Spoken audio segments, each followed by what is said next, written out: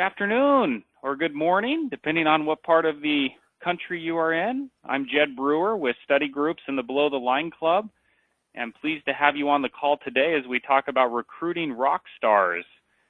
We all know in this environment of low unemployment that we are in, hiring people is quite challenging. And at the same time, people are the lifeblood of our organization. We're only as good as those folks who represent us and work for us. So I'm really pleased that we have Jerry Phillips with 9 Runs, which is a business management consulting firm that Jerry is the president of, to talk with us today about how do we recruit rock stars in this environment and ultimately make our businesses most successful. 9 Runs Consulting is a sales and marketing company. So Jerry knows all about this kind of stuff. So we're real excited to have him. He's been in the business 15 years. His firm focuses on helping firms in industrial, commercial, automotive industries across America improve their sales and marketing organizations. And he's even an author of a book, Total Assessment. It's the 10 steps to recruiting, interviewing, and hiring. And Jerry, I believe you have a new book coming out soon on recruiting as well. And in his previous past, Jerry's led recruiting at Black & Decker. And I would also say we've been very pleased to have Jerry as one of our study group facilitators in the past. He facilitated one of our sales manager groups just with his expertise on sales and marketing. Jerry's business, 9 Runs, got so busy that unfortunately he had to step back from being a facilitator for us. But Jerry's a good guy and happy to have him on the call here today. So recruiting rock stars. Jerry, I'm going to turn it over to you in a second, but before, for the audience, I just want you to know we want this to be as interactive as possible. So if you have questions, please ask them. I've got you on mute at this point in time, mostly because it'll pick up some background noise if we don't. So in your GoToWebinar framework, there's a little dialog box that you can type your questions into. Please type those questions in. I will be able to read them. I can then relay them to Jerry, and we can make this as interactive as possible. Also, this presentation, we're recording it, and we'll make the recording available to you, as well as the slides that Jerry has that he's going to step through today. So with that in mind, Jerry, welcome, and tell us how we can recruit rock stars. Thank you, Jed. I appreciate that, and looking forward to this. Thanks for all of you that are attending this. I appreciate you taking the time to do this. You know, as Jed stated, it's difficult right now to find quality people because there is such low unemployment. And over the last several months, we've developed this process that's worked really well with several of our clients. And so I wanted to share what we're doing with you, so that you can also start going down this path and finding the right people. You know, most leaders focus on strategy, people, and process. And again, I want to say that a little slower: strategy, people, and process. And the natural place to really start is with hiring great people. You can have great strategy and great processes, but they're never really maximized without having a strong team of people. As Jed said earlier, people are the lifeblood of a company. Without great people, you know, we don't do well. So, you know, let me pose this question to you all, and you can answer this yourselves. Have you ever hired somebody you wish you had never met? And I would tell you we've all made that mistake, at least I know I have in the past. So there's a monetary expense to hiring the wrong person, and then there's a morale and productivity hit as well. There was a recent Forbes article where it was entitled "The Cost of a Bad Hire is More Than You Think." The author actually pegged the cost of a bad hire at $240,000, which may seem high if you're thinking about it in terms of just the dollars and cents that you're paying somebody, but there's more to it than that. In fact, I had a CEO friend of mine who was the CEO of a software company. He told me that when I asked him the question of how much does it cost for a bad hire, without even thinking, without even giving it a moment's thought, he said $2.5 million. He was hiring people that had a long selling cycle, and by the time they found out that they couldn't sell based on their goals and based on the relationships they broke, he felt it was costing $2.5 million to make a bad hire. So we want really great hires who are loyal and happy and engaged, because they obviously create a more consistent and profitable revenue performance. So with that, Jed, I don't know, did anybody have any questions before we get any further along? Well, Jerry, I heard you say that most people do strategy, then people, then processes, and your point is putting strategy first can be the wrong thing. It's important to put people first. Did I hear you right? I guess my point on that was not so much that you put one in front of the other. They all kind of happen at one time, if you will. But it's the fact that if you don't have strong people, it doesn't matter how great your strategy is, it can't be executed. I spent several years. Your strategy is only as good as your people. Yeah. Right. I spent several years at Black & Decker in my career, early in my career, and the CEO of the company said a great strategy executed poorly gives you poor results. A poor strategy, or how about this, a mediocre strategy executed very well, wins business. So it's that was obviously why we kicked off the DeWalt side of things. But that was kind of an interesting way to look at it. We switch to the next slide here. So again, what I've titled these slides is, first of all, why do we do it? Secondly, what do we do? This part of it to me is kind of important. We do it because initially the why we do it is because it actually helps improve our situation. We can recruit better. Once we have rock stars in the business, we have the ability to recruit additional rock stars. It's a differentiator in our company with our customer base. On the what side of it, to improve your odds of finding these rock stars, you need to start with identifying the right profile for the role and for your company, and then create a rigorous, consistent process. Train your leaders on how to do interviewing, hiring, and then how to develop the talent. I heard a comment from a friend of mine recently that I thought was pretty profound. He said, B players never hire A players because they're intimidated by that. So if you have B players and you hire a B player, the next person could be a C player. And it's just a downward spiral from a business standpoint. So I guess the question would be, do you currently have a process for recruiting, interviewing, and hiring that everybody follows? And not to build this up as a faulty or a pain point type of presentation, but what I've found with most companies, and I really got broken into recruiting when I was leading recruiting at Black & Decker, but most companies really don't have a process. They wait until they have an opening before they start recruiting. And at that point, perhaps we're desperate to fill that role, and we may go in and interview people that don't fit the role really well, but we make exceptions because we need to fill the role. And then on top of that, the interviewing process consists of looking at a resume and working down a resume without really any type of an understanding of what we're looking for. Most people, and this is a known fact, most decisions are made on hiring in 4.2 minutes of an interview. And we make that decision based on whether we like them or not, which is really a faulty strategy.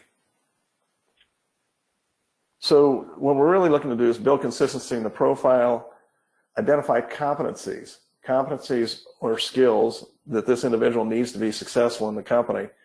We also look at, if you would, the must-have DNA, right?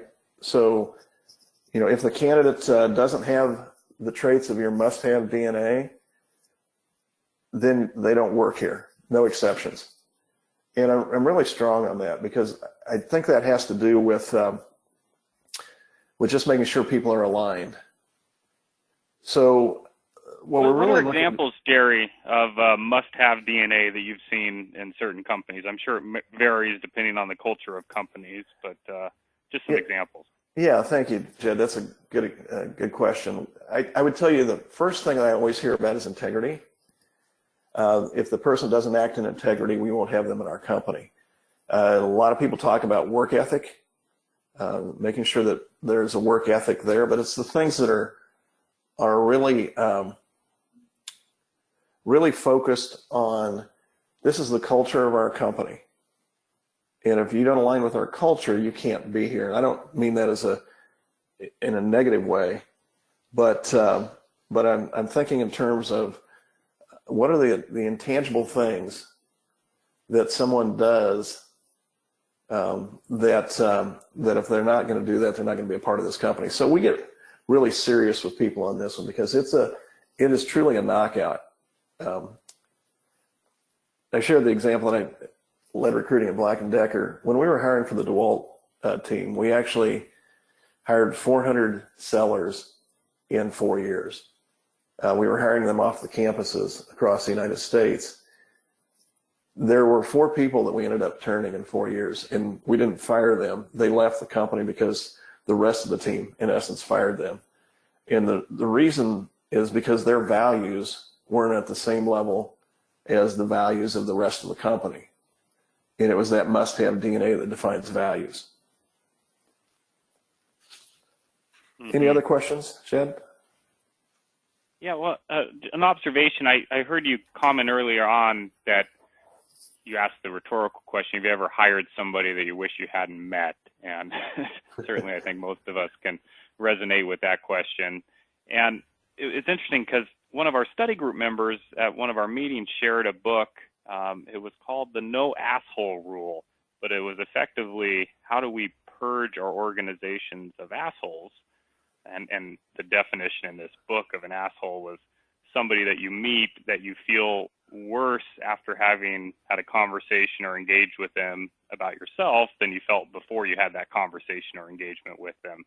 And they're just people that are sort of cancerous to the organization. And then the book talked a lot about how the organization can improve, morale can improve, and so forth once you do the first step, which is pruning off those people that are those bad hires. And I just found that to relate with a lot of what you were saying here early on.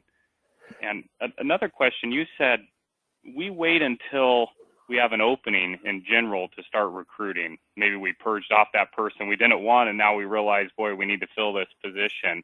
And then there's urgency behind it. So if that's not the right time to be looking for somebody after we have an opening, when should we start recruiting? Yeah, great question. And I would tell you that my belief is, and for my company, I'm constantly recruiting, whether I have an opening or not. I'm always looking for talent and finding them sometimes in unusual places. If you have a great waiter, that sounds kind of crazy, but if I'm looking for a salesperson and I have a waiter that really knows how to take care of things, who really can make you feel really good about your meal, about the experience, I'm interested. So I have conversations that way. My belief is that you're always recruiting. I also believe in the experience of this is that when you find somebody that's interesting to you, you can keep that, whether you have an opening or not, you can keep that relationship going for up to 6 months. And then you're kind of protected. The other thing I would suggest is some type of a succession planning thought. If you're sitting down with somebody in a very critical role in your organization, who would replace that person? And if it's somebody from outside the company, then that's where you keep that individual that you're looking for, that you want to you put it out there, and it's something that attracts that talent to you. But the challenge with, and I'll just give you a statistic on this. So what we found when I was with Grainger, and I was with Grainger for 8 years ran the central part of the United States on sales and operations. The challenge that we had when we had an open territory at Grainger, because we didn't recruit beforehand, we'd have to only recruit after we had a territory open, because it was just the rules of the company at that point. But what we found is if that territory was open for more than 6 weeks, we saw a 25% drop in volume. So then after we'd gotten through that part of it, we actually started building these succession plans. And if it was somebody from outside the company, we always had our eye on 1 or 2 individuals that we felt like could join our company. I don't know if that makes sense, but that was the thinking behind it. So I'm going to say always. What are your thoughts on this approach, Jerry? I've heard some entrepreneurs say this is what they do. But if they find somebody with really good talent that they just think is a rock star, they hire them, and then they figure out how to use them in their organization. Is that a good strategy, or does that just lead to potential bloat in the organization? Well, it depends on the organization, right? I think if you have a good onboarding program where you can move somebody through, then I think it's a great strategy to hire and develop and onboard somebody that allows them to actually learn on the job and then shift them into that role. I think that's a great strategy if you can afford to do that. A lot of the companies that we work with don't go about recruiting their benches that way. But I think if you can always, if you find you hear it in the football drafts, whatever, if somebody's drafting in the NFL, they may draft somebody who they consider a great athlete, and they can move them into any type of role. Same with college recruiting. So I think that's a great strategy if you can afford to do that, and chances are that they're going to be productive really quickly. And I like what you said about rock stars tend to attract other rock stars. Those high-performing people want to be in an organization where other high performers are. Well, and that's exactly it. Let me go back here. Where do you find these people? That's kind of the question that most people ask. Where do you find rock stars? Rock stars are not necessarily looking for jobs, and that's the biggest challenge of it. If you're in a situation right now where you're having difficulty finding people, a lot of times what we see is that people say, well, I need somebody with industry experience, or I need somebody with, just past sales experience or past accounting experience or whatever it may be. What I'm looking at is when you look for a rock star, you got to create an invitation for them to come to your company. A job description is not an invitation. You got to find really interesting ways to attract them to your company. Basically, I talk about you have to find out of 150 perhaps applicants, you're going to be interested in 20. Of those 20, you'll narrow it down to about 3 that you'll actually interview, which then you go to 2, your top 2 candidates, and then you hire your 1 rock star. Once you have that rock star in place, they want to attract other people like themselves. So what you're looking for then is, how do I go about and find those other rock stars? Best-in-class companies will actually use their own people to help recruit, right? 50% of the employees come from referrals from within your company. 20% comes from your personal network. Sometimes job boards, and I like LinkedIn because I think it's a business, in essence, job board. You're likely it's going to be 10% of your hires. And then recruiters will come in at 10 to 20% of your hires, typically at a higher level. But that's the way to go out and look at this thing and find rock stars. And then have them, once you start that process, it's not long before the rock stars are coming to you.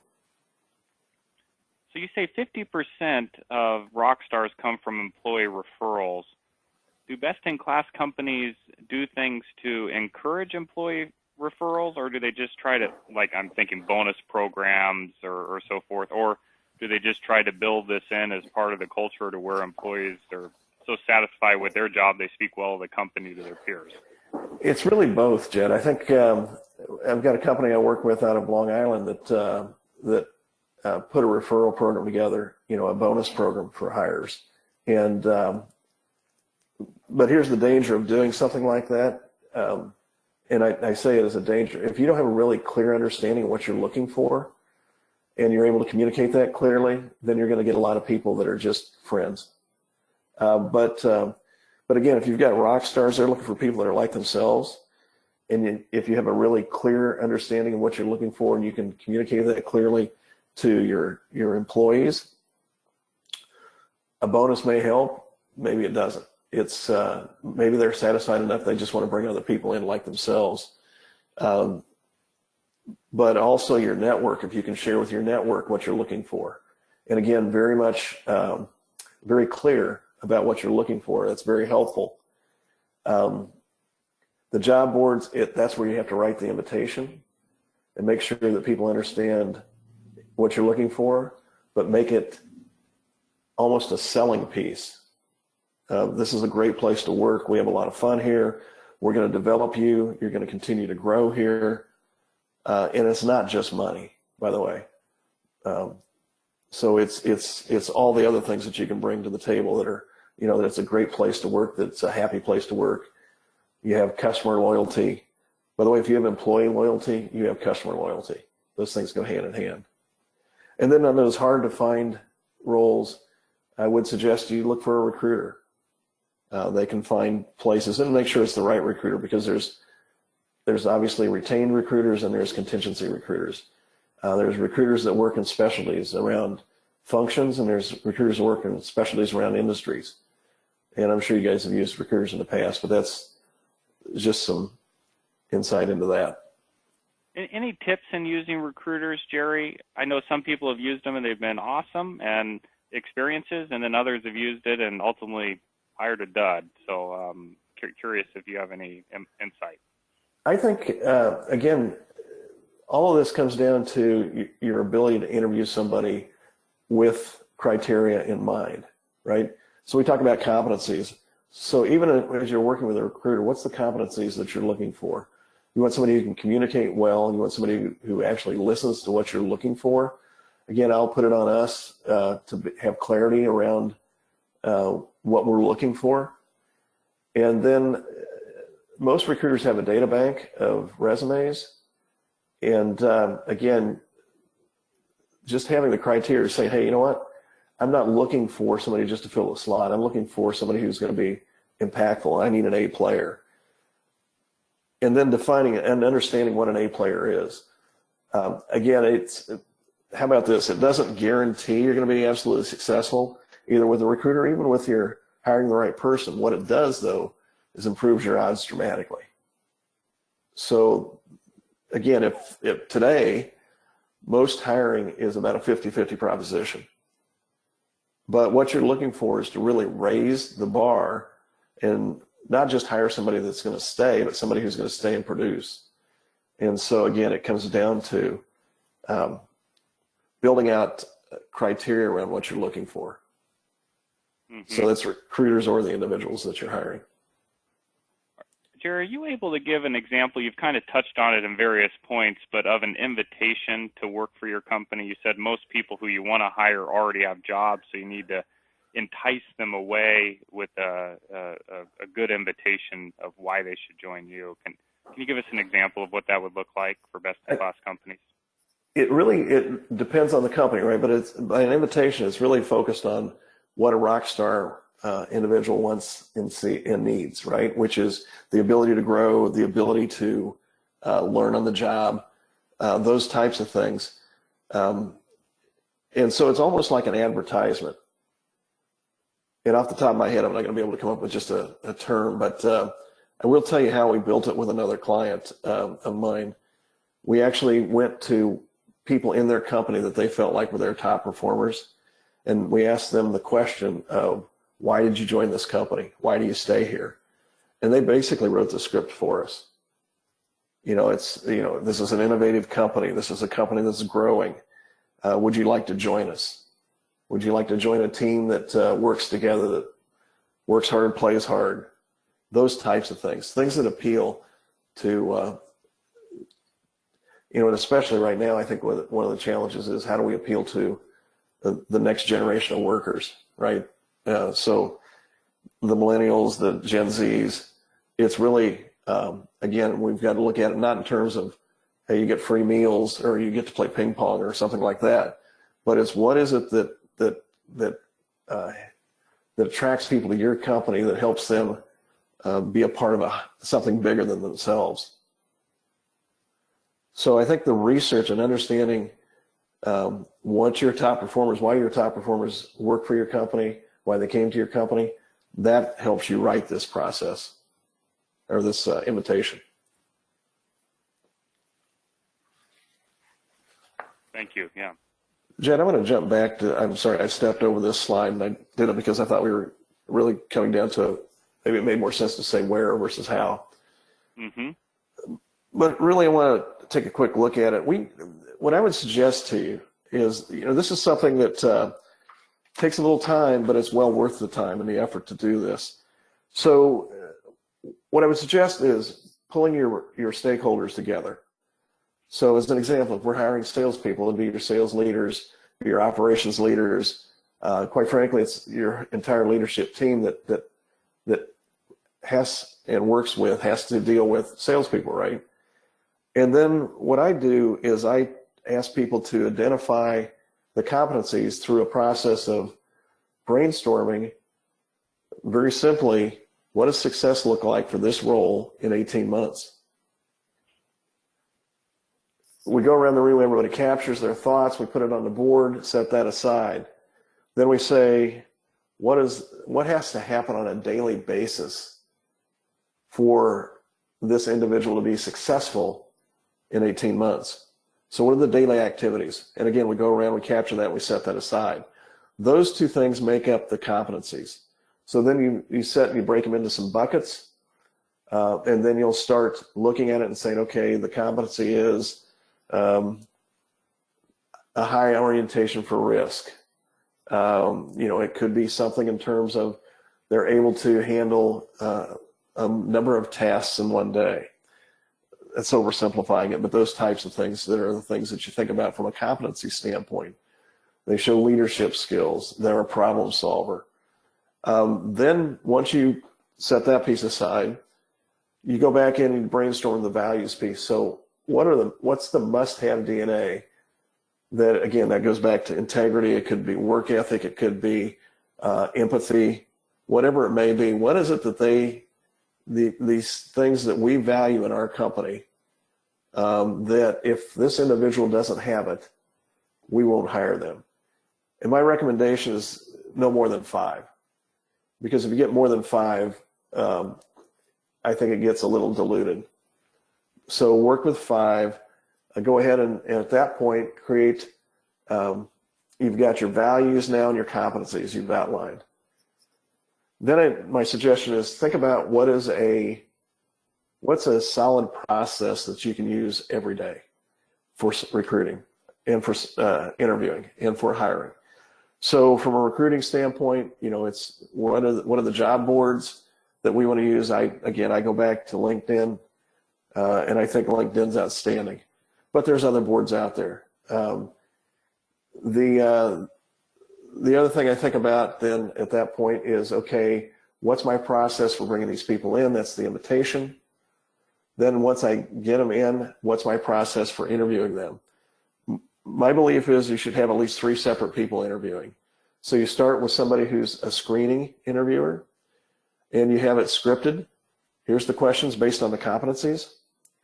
Here's there's some additional questions I usually have them ask around non-competes and what salary range are they in right now, because you don't want to, if you're going to pay somebody $75,000 and they're already making $150,000, don't waste your time, right? So those types of things we go through. Screening interview, then the hiring manager talks to them in a telephone interview. Again, scripted questions. We capture results of the interview on the bottom of that sheet, just so we can have something to track. And then the final interview process, my suggestion is, one, if you get to somebody who's in the final interview process, use some sort of a aptitude assessment test. And there's several out there. The one I use myself is activity vector analysis, or AVA, and it measures aptitude and motivations. Again, you're going through this interview process. You want to make sure that the 3 people that are interviewing the final candidates all have different questions. We don't want to ask the same questions over and over again. There's a little technique to that. You want to use behavioral interviewing so they have real examples, not something that's just theory. And then once you go through that process, the final process I always suggest to people is that they take them on a test drive. And that can be whatever it is. If it's a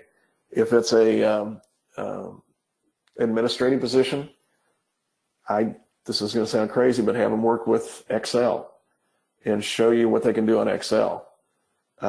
If it's a finance position, have them take you through a P&L. If it's a sales position, have them sell something that would be a normal sales call for your salespeople. Once you go through that whole process, then now you're selling them on you want them to come to your company, but you do a reference check. And by the way, reference checks can lead you virtually nowhere if you don't use multiple sources. I like to go into LinkedIn and see if what their past companies are, and see if I know anybody in those companies. So then you can go in and get maybe a really unbiased reference. If they have references they give you, that it should be their peers or their managers, or if they're the manager, it should be their direct reports, so that you can truly get an understanding of this individual. Then I would say there's real questions to ask. I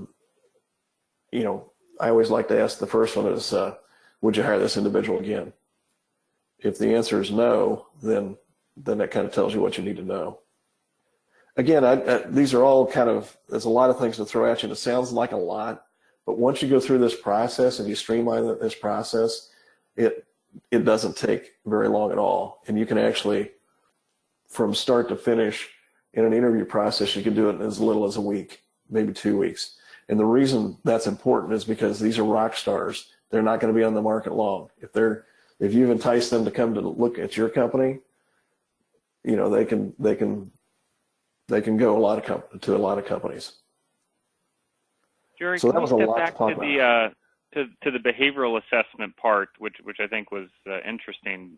Yeah. You said originally that most hires are done in the interview, and in 4.2 minutes or something like that after the interview, you're during it, you make your gut decision. And so your approach here is, how do we overcome that gut decision of, we think this person is nice, let's get multiple people to interview them and then do this behavioral assessment. You mentioned the AVA, activity vector analysis. Did I get that right? That is correct. Yes. Can you talk a little bit more about the kind of assessment that is, what that measures, how it works? Yeah, it measures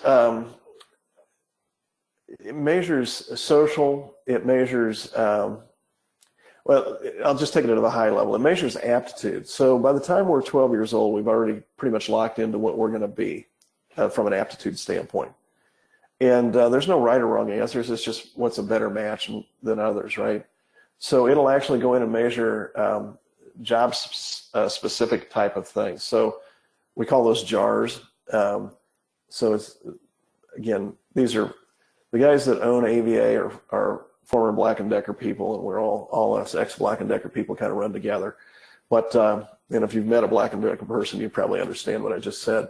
But the names aren't real sexy, but they're not marketing names, but they're really effective. And this AVA, let me give you just a high-level view of this. So it's 2 questions. That's it. 2 questions.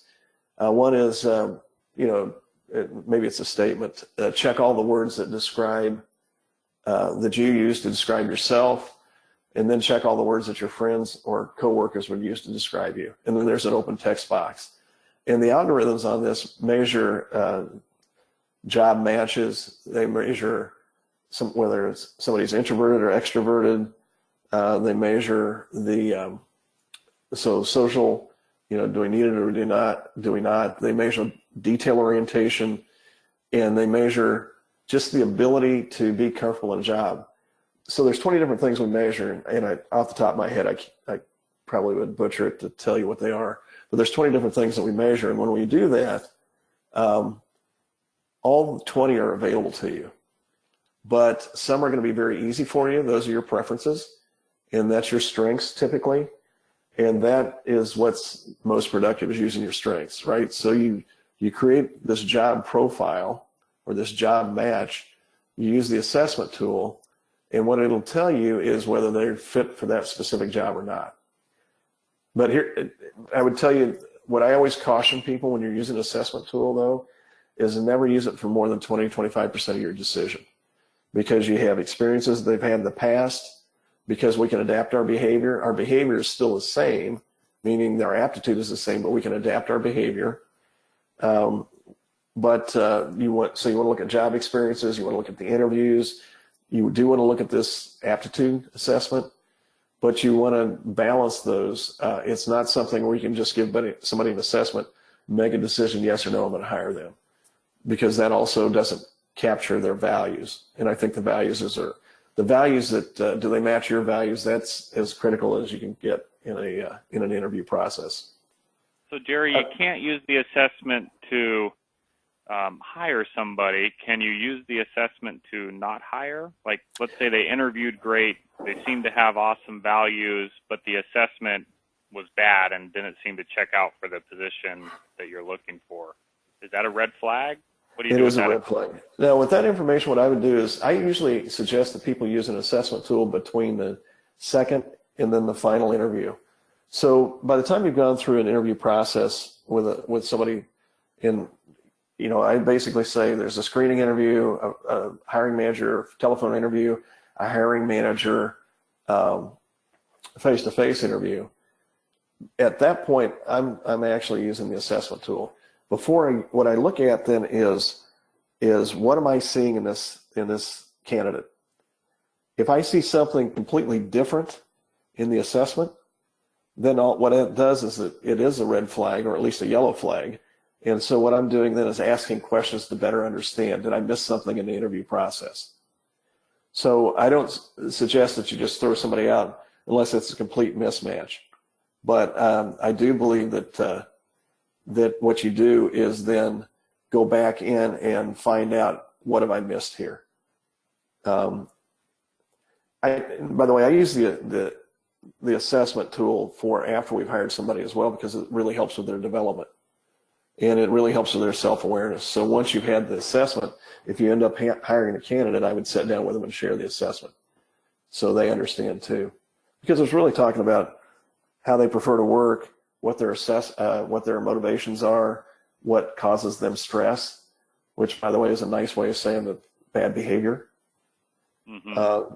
So I would never, and I'm always cautious with any assessment tool, right? Because again, face-to-face, what you're doing, you're using an assessment tool just to improve your odds of finding out. Because again, if there's something that doesn't fit, we just ask more questions. Got it. Thank you. Let's talk about experience just for a brief second, because you said early on that hiring people with industry experience is a failing strategy. You shouldn't pigeonhole yourself to just people with industry experience. What kind of experience is important, or how important is experience, particularly as it relates to younger people? So the reason I say, if your prerequisite for hiring somebody is the first thing you look for is industry experience, you're really limiting, perhaps you may actually be hiring somebody who has a lot of bad habits already established. So experience is a terrific thing to have. Industry experience is what I'm saying here. Industry experience is a terrific thing to have if they also have the competencies in the values, the must-have DNA. What you're going to find is you're hiring younger people, they may not have industry experience, so then you really have to lean on the aptitude. And then you have to lean on the training programs. I'll share one thing with you. So when we hired the 400 people for DeWalt, we were hiring them off the campus. None of them really had sales experience. Certainly none of them had tool experience. And that's what we were doing. We were having these young people go out on a van and demonstrate tools to construction workers. So the first 4 weeks, and this is again completely inexperienced people. First 4 weeks of the job for them when they were in Towson, Maryland, going through the training center. and they were learning how to sell, and they were learning what power tools were and how to work the power tools and run the power tools and how to sell the power tools.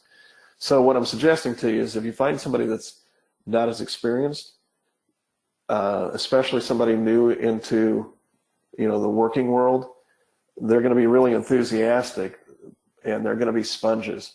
So make sure you have a good, strong onboarding program for them to teach them whatever it is that you need them to know. And that's why I like to use this 18-month, what success look like in 18 months, because then that allows you to go back up and say, so now what do they need to know by 12 months? What do they need to know at 9 months? What do they need to know at 6 and 3?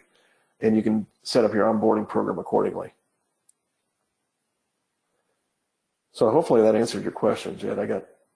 Yeah, it does. Yeah, thank you. Okay. Yeah. Any other questions?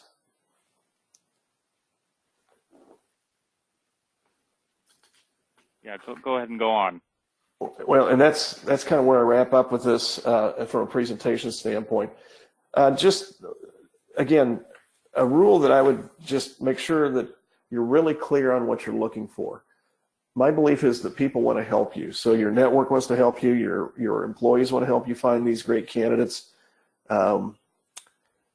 Certainly, if you're on a job board, you want to be able to be very clear about what you're looking for.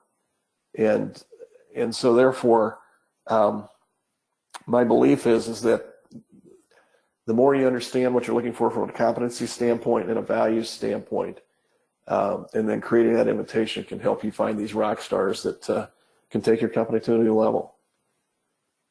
And I've been really fortunate in my company that I've been able to find 2 rock stars that are helping me. So that's awesome to hear. Yeah. Gary, one other question I was thinking of as you were talking is you've gone through this process, or a firm goes through this process, you make a couple hires. Is there some recommended evaluation of the process that you're going through? How do you circle back and learn from what you've done and improve it? Good question. We actually, again, I refer back to this company in New York and Long Island because I've worked with them on this process the longest. We actually have a 30-day window that where we go back and we review it again. And we've done this a few times where they've gone in and hired people, and then we tweak it based on what's going on. And typically, what the tweaks wasn't so much the process itself or even the questions. We did add in a piece where we have somebody who's a candidate fill out a questionnaire before they come in for that final interview, because what it did is it took the first answers off the table. And then by that I mean, if you ask a question about, tell me about a time that you've been able to persuade somebody to take an action you needed or wanted, and they may have their first answer already ready, but by having them fill it out and write down their first answer, now the next, and this is behavioral interviewing, right? This is the next one, is to find the depth. It's tell me about another time that's happened. Do you have a third example? And so we added that back in. So we go through a process where we evaluate it, typically even after we've gone through and hired, is there something we could have done better? What I've built into for this specific, well, actually, I've done this now with 4 companies over the last basically 3 months. What I've built into it is a way of tracking the interviews, which is another challenge that people have. So you've interviewed with 3 different people, right? And then you get all 3 of these people. Now they try to communicate it via email. And so then they say, I like this guy. Again, liking isn't the criteria. I mean, we certainly want to like the people we hire, but that can't be the only criteria. That can't be the only competency. So what I've created for them is, for these people, is a grading system that's at the bottom of their interview sheets, with the ones that have their questions on them. And then so they fill those out. We're going to eventually do this electronically, but they'll fill those out on paper, and then you have something to set and have a conversation with the 3 interviewers. And the 3 interviewers then have to come to some kind of conclusion that this is an individual we want to hire. So there are tweaks in that process that we use that frequently, and I would suggest that you all build that into your system, that you after you go through the interview process, if it's every 30 days or initially when you first kick it off, maybe it's sooner, you're evaluating and tweaking it where you can improve it. Yeah, and Jerry, before we wrap up here, if we've sat on this and we said, boy, we really need to up our game when it comes to recruiting, hiring, onboarding, so we kind of realized we want to do it, what's the kind of thing that your company could potentially help us with on an ongoing consulting basis?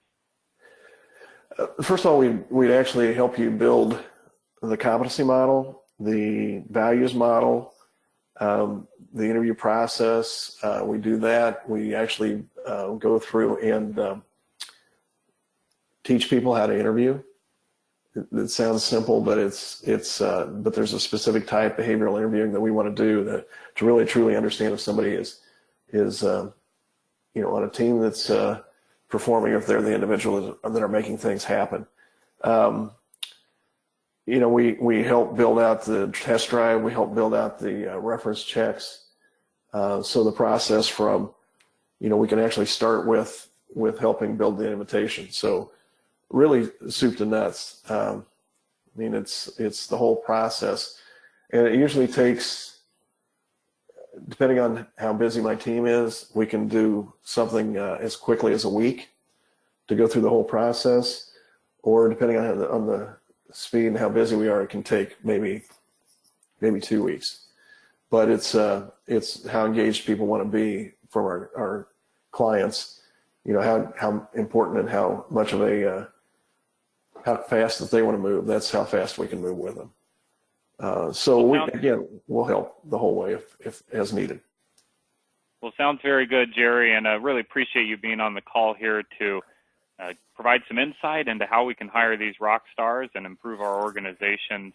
And for the audience, I will send out these slides and also provide you with Jerry's contact, www.9runs.com, but I'll also send you his email if